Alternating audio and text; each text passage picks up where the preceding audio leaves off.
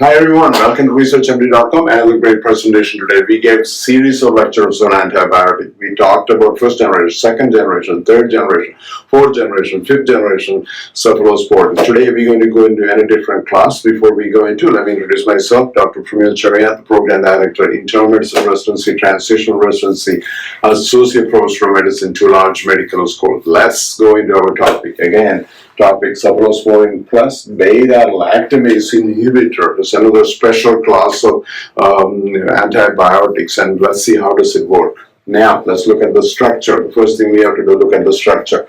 We have to look at the cephalosporin first, right? Cephalosporin, you got two rings here. One is dihydrothiosin ring right here, and you got the beta-lactam ring right here. So what does the bacteria do? They produce an enzyme called beta-lactamase. It's kind of bind to the site and it can be making inactive, okay? So that's the bacteria does to prevent it from working. So in order to do that, we're bringing another class of drug called beta-lactamase inhibitor. We combine them both so you can attack more.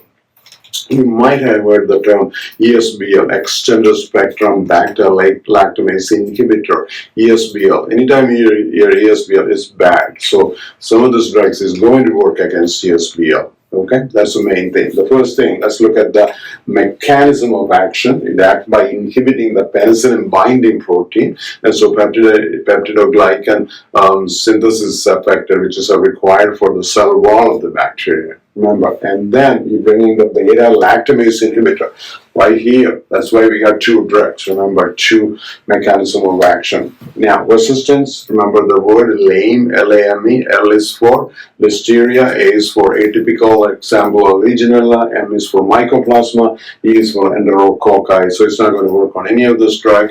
Now, let's look at the, I think it's good to know the structure. I think I forgot to mention. We talk about cephalosporin. We talk about the two rings over here, right? You got the beta-lactam ring and dihydrothiosin ring. Now, on the R1 and R2 group, the drug, we make the changes, right? If you look at, there's an attachment called alpha-hydroxy isobutyric acid. This drug is actually ceftazoline, okay? And then they combine with another drug called tazoban.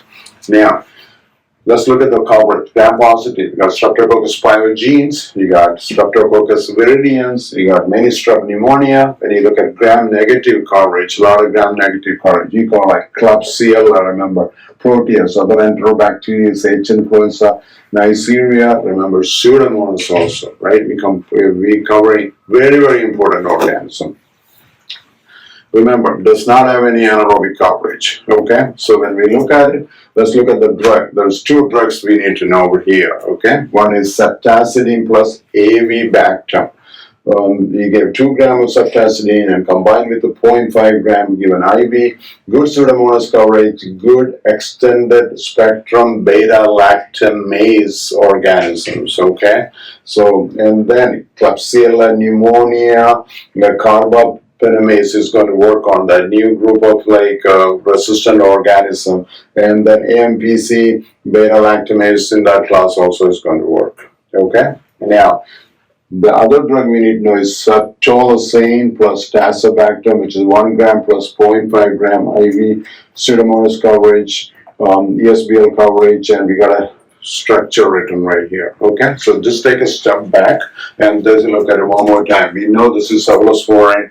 Look at the structure. You got alpha-hydroxybutyric acid, which is a which is actually ceftolozane, and then you combining with the two drug. Okay, remember you got cephalosporin plus beta-lactamase inhibitor.